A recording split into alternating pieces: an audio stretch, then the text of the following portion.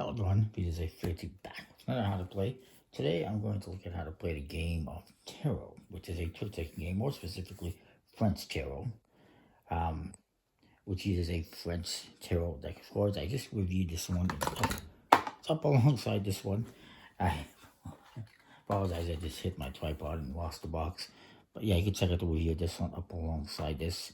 The French Tarot deck is a 78 card deck. And it comes with cards in 4 suits: spades, hearts, clubs, and diamonds. And you get 4 court cards in each suit: the king, or the rey, the queen, or the dame. The C is the cavalier, aka the knight, and the V is the valet, aka the jack. And then you get all the other cards. They are numbered 1 through 10. As you can see here, no aces. On top of that, you get a 5th suit on top of the 4 standard suits, which is the trump suit. It looks something like this, and it has some nice scenery on it. It ranges from 1 through 21, and there is also the fool or the joker. In this case, for this game, it is called the excuse.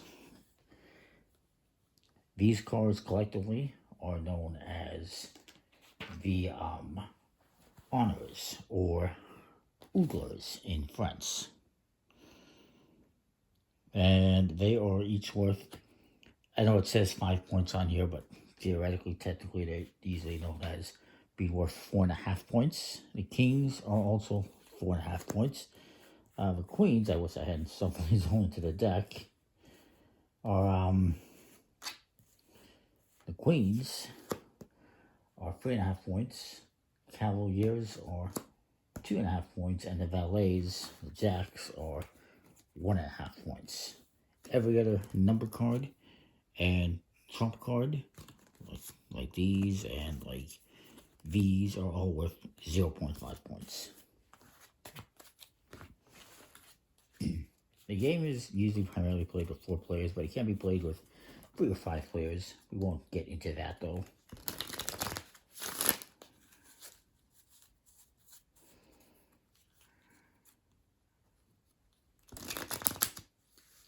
And I will shuffle these into here for now.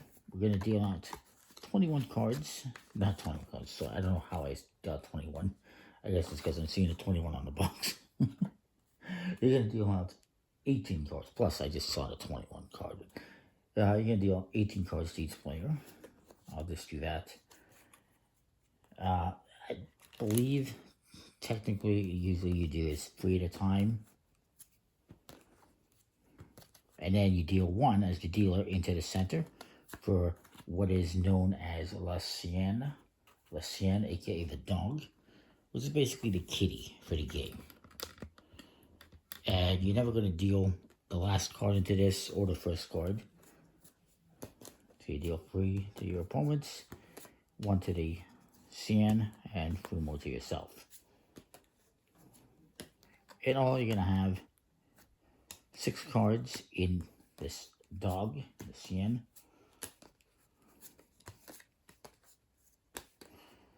Just bear with me a sec.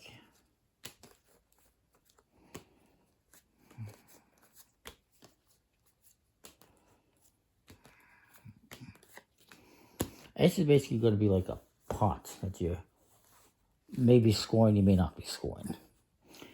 Now what you're going to do is you're going to look at your cards, and you're going to make a bid. Everyone can make a bid, or you can pass. You are bidding on the right to play against everyone else, basically. So you're going to look at your hand and make this bid, or you can pass. Whoever wins the bid will play against the other 3 players. So let's just say that, you know, my cards, and I decide to make a bid. Now, there's 4 possible bids you can make. The first one is the petite, or the small, which in which I would exchange in which, let's just say I won. Let's just say I made the high bid, and I won. If I bid the petite and everyone else passed, then I would be able to exchange these cards, these 6 cards, with 6 cards in my hand. But apparently, this petite is not even used very often because the next bit is the guard. And the guard is the same as the petite, except I guess you can get more points. That's what I wrote down. I don't recall exactly what the other difference is. But then the next bid is the guard sans le chien, the guard without the dog, where I win as a high bidder with the guard without the dog. I don't exchange any cards with the dog. I would probably do that if my hand is really good and I don't feel I need the extra help. But I will get to score these points at the end of the game. And then there is the guard against the dog, contre le chien, where there is no exchange, but these points will go to my opponents at the end of the game.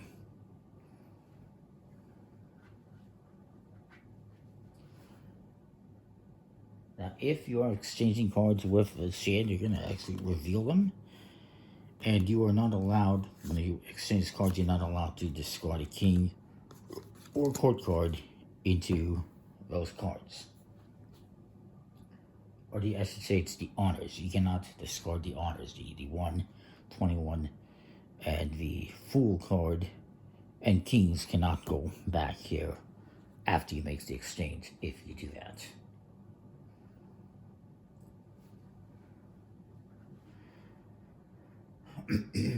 So let's just say, I've made the bid. Let's just say I'm going to go with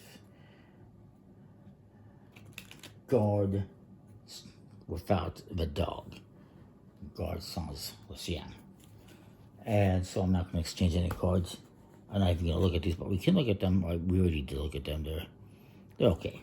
The game itself is just a fairly straightforward trick-taking game. One person, the star player, leads, everyone else must follow. Traditionally, the game is played in an anti-clockwise, which is to the right. But I'm going to stick with going to the left because it's more comfortable for me, and I think it's more comfortable for most people. But if you prefer to go to the right, by all means. I'm going to stick with clockwise. I think that's what most people are familiar with, and I don't want to confuse you. So we'll say that I start, and I will play a card to lead to the trick, and I can play whatever I want. Ooh, I got this card. Kind of cool. The excuse can be played at any time, regardless of anything else. Otherwise, you are generally trying to follow suit if possible. So let's just say I play the... Maybe I should have taken those cards. Let's just say I play the Queen of Hearts. Now, everyone else has to play a heart if they have. If not, you have to play a trump card. This guy does have one heart, so he will play it. And then this guy will play, maybe he's going to play the king. And then this guy will play as well. He might as well just play the smallest one because he's not going to win. Again, remember, they are collectively playing as a team against me since I won the bid. And so they won the trick, so they're going to collect these cards.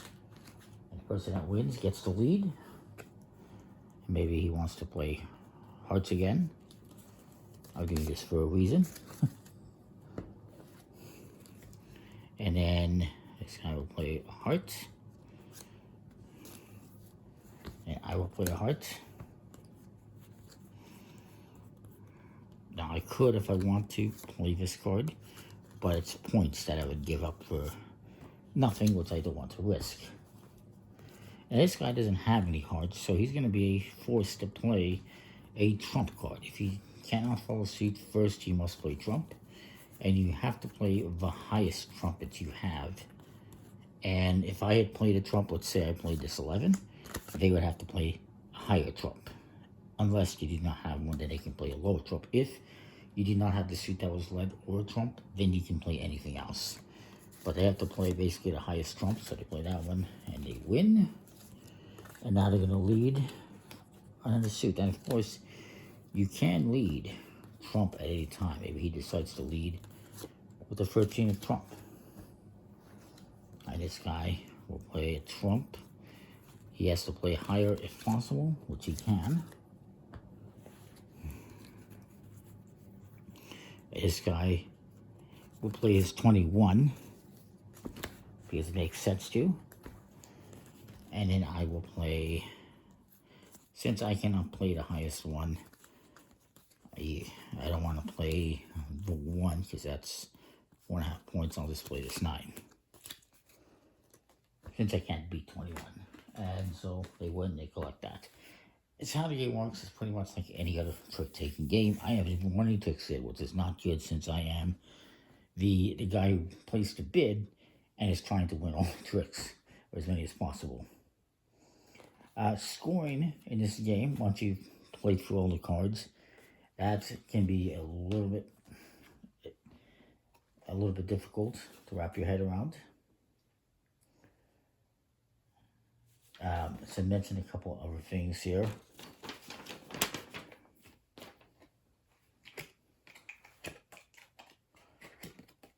There's one thing I wanted to mention. Okay. If I were to play this on my last trick, this is the last trick, let's say, and I were to play this 1, the lowest trump, and if I win the trick, then I would get 10 points as a bonus. It's called the Petit Abu bonus. Pardon my French, it's not my best language to speak, but I'm trying. But that is a bonus you can get if you win the trick with the 1 in the last trick. But if somebody else wins this trick and collects that 1, then you lose 10 points from your score. So keep that in mind. It might be good to leave this for the end. It might not be.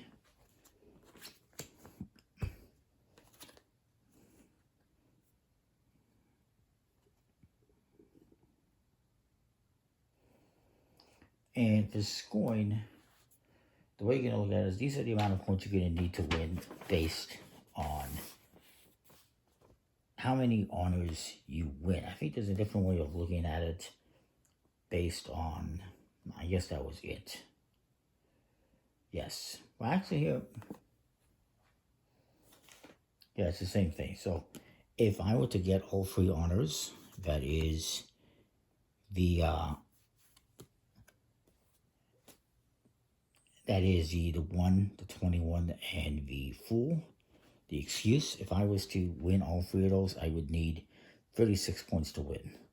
If I only got 2 of those, I would need 41 points. If I got just 1, I would need 51 points. And if I didn't get any of those, I would need 56 points to win.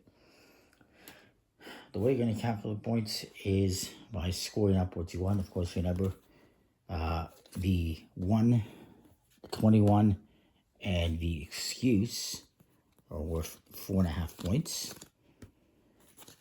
The Kings are also worth 4.5 points. The Queens are worth 3.5 points. The Knights are worth 2.5 points, and the Valets, the Jacks, are worth 1.5 points. And this has a rounded up point system, making it a little bit easier. But traditionally, you use the 0.5s, and every other card, like these, are all worth 0.5. And what you're going to do is, I wrote the notes here, it's a little bit confusing. There's going to be a bid multiplier. If you bid the Petite, you're going to multiply by 1. If you bid the Guard, you multiply by 2. Without the dog, you multiply by 4, which is what I would do. And against the dog, you would multiply by 6. And it's basically,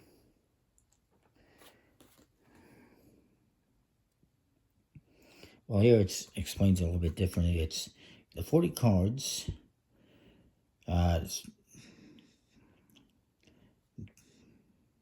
59 minus 19. Yeah, basically there's 91 points total in the deck, and you're trying to get as many of those as possible. It says here in my notes that I wrote, it's 25 plus the difference between what you got and the needed bid. So if I needed, in this case for the guard, if I needed, let's say I won all 3 honors, I would need 36 points to win. And let's say I got 25. The difference plus of that plus 25 plus the petite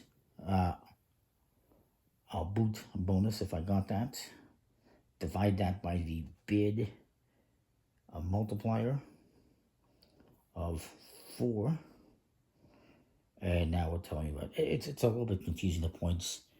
I would if you're interested in playing this game, I would probably look for some more information on the scoring. I'm not going to be the best. I'm not an expert on this. I'm just doing you a bit of how to play the game. Scoring takes a little bit getting used to, that's for sure. But that is a game in a nutshell. All you really need is a French tarot deck like this to play. It's not a bad game. It's a nice trick-taking game. I do like that part of it. The scoring could be a little bit simplified in my opinion, but that is that. Hopefully it makes sense. Comment, like, subscribe. Let me know what you think. We'll see you next time. More. Thanks for watching.